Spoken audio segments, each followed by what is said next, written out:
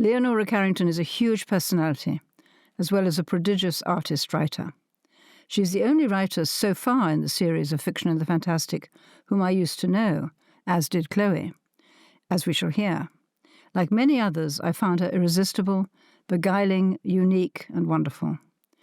She was born in 1917 and died in 2011 in Mexico City, where she had lived since 1942, after Mexico offered shelter to refugees from the war in Europe. And this is where Chloe knew her. How did you first meet her? Do tell us more about your friendship with her.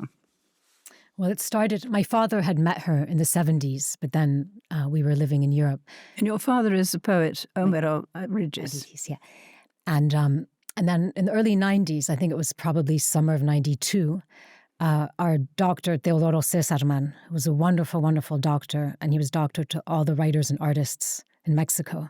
And instead of charging you, you would just have to bring a book or a painting. So I think the writers actually benefited more than maybe the artists. And so he was also Leonora's doctor. So he and his wife Josele invited us to lunch one Saturday, and Leonora was there with Chiki. And, well, we already knew who she was, but there was an immediate affinity and kinship. And we spent most of the lunch talking with her. And she said, well, why don't you come for tea tomorrow, Sunday?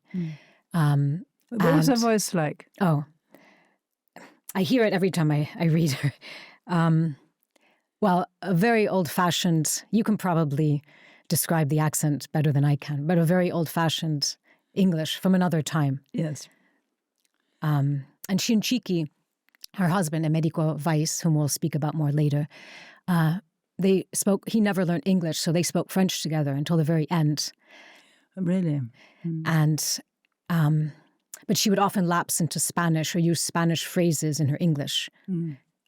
So even in conversation with her, with English speakers, she would pepper it with Spanish. And so after that lunch, it started a tradition of Sunday tea at her house. And my parents went most Sundays, and then I was living in Europe, in Berlin and England, but whenever I was visiting, I would go visit her. Well, but was she a figure in your childhood? I mean, was she somebody known in Mexico City to people like your family? Well, I spent my childhood in Holland, and so we moved to Mexico when I was 8, so I was aware of her paintings because they hung in the Museum of Modern Art, and then her extraordinary mural of the Mayas in the Museum of Anthropology. So she was invited to Chiapas, the southernmost state in Mexico. Indigenous peoples. Indigenous people, the Tzotzils, who were direct descendants of the Mayas. And she was invited to paint a mural. And I think it's probably one of her most glorious feats of syncretism of sort of European worlds and mythologies and architecture and that of the indigenous, of the Tzotziles. And it has different strata, sort of levels of consciousness, and has a church of San Juan Chamula. And glowing colours. Glowing colours. Glowing, marvellous colours. She's a wonderful colourist. I knew her a little bit before that. Yeah, tell me. Yeah. I had imagined you might have known her when she was sort of earlier on in Mexico. I met her because she'd fled Chiki, actually.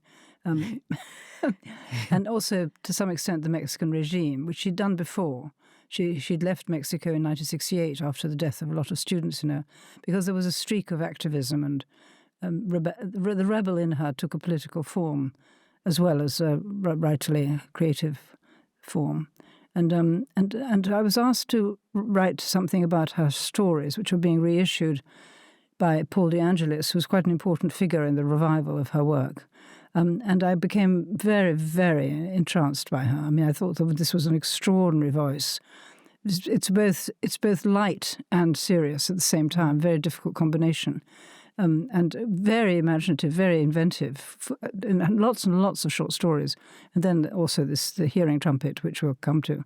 But and then I decided to make a film about her. So I began, as it were, spending time. She was keen.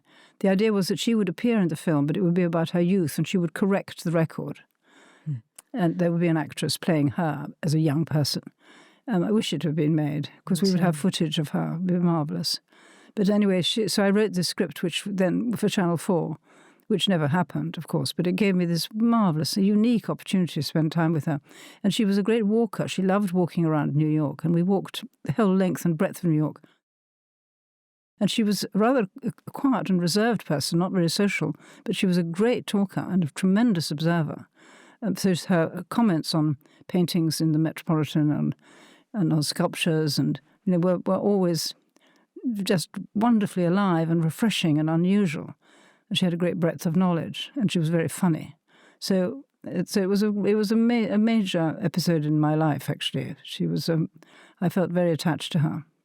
So did you become first acquainted with her through her writing and then her visual work? No, I knew her visual work because, oddly enough, the British consul in Mexico, who's a kind of figure who appears in her work, that kind of official, usually transmogrified in some way, had collected her work when a British consul in Mexico. And he had a house outside Oxford, and I was a contemporary with his son, and we used to go there for weekends parties.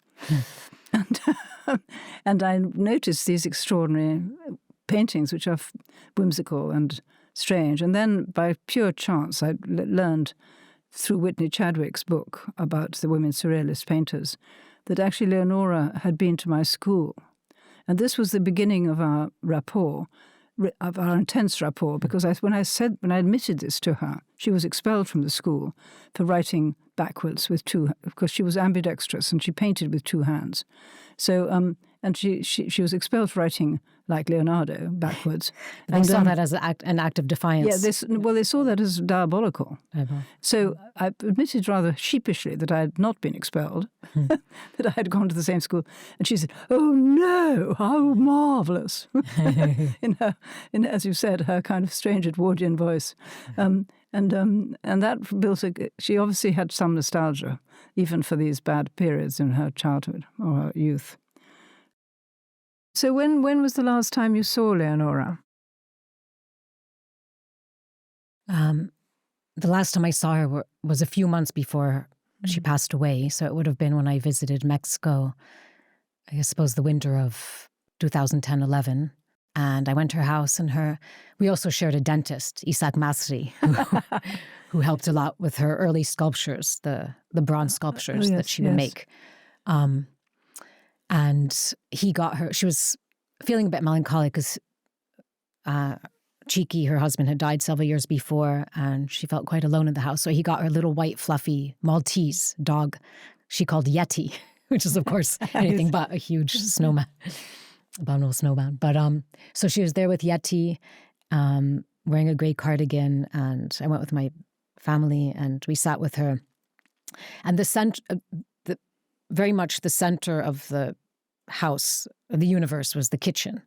But for some reason, this time we sat in the in the room leading to the kitchen, which is sort of I suppose, a drawing room of sorts, even though she had all her meals in the kitchen. It was very much the alchemical space in the house. She didn't go up to her studio anymore, which is on the top floor. But we sat there and we had cookies, and I remember Yeti kept jumping up and down, and she gave her pieces of her biscuit. And yeah, we said goodbye, and she was frail, but she was still smoking. Until the last month of her life, she was smoking. Roll-ups, yes. But also sometimes, was she smoking roll-ups when you knew her? Yes. Because then she was smoking filters. Oh, really? Yeah. I mean, no, she'd smoke cigarettes, and then she had a little plastic filter, which she would attach. Yeah. No, she had this one room in New York, and that also was an alchemical space because, I mean, there was just a bed, a table, and then a kitchenette, but all in one space. And she would paint on the table, mixing her tempera. She used tempera as her medium, so she was using eggs. So it was like a form of cooking. And then she was a very good cook and really liked sort of giving her guests meals. And she would then clear the table, and we would eat on the same table as as she'd been painting on. But she said that she was still very much, she was making a painting a month. That was how she lived, because she would take the painting to the Brewster Gallery, who paid her a stipend, received the painting, and she would do that. She would walk to the gallery and hand it over, and that's how she lived.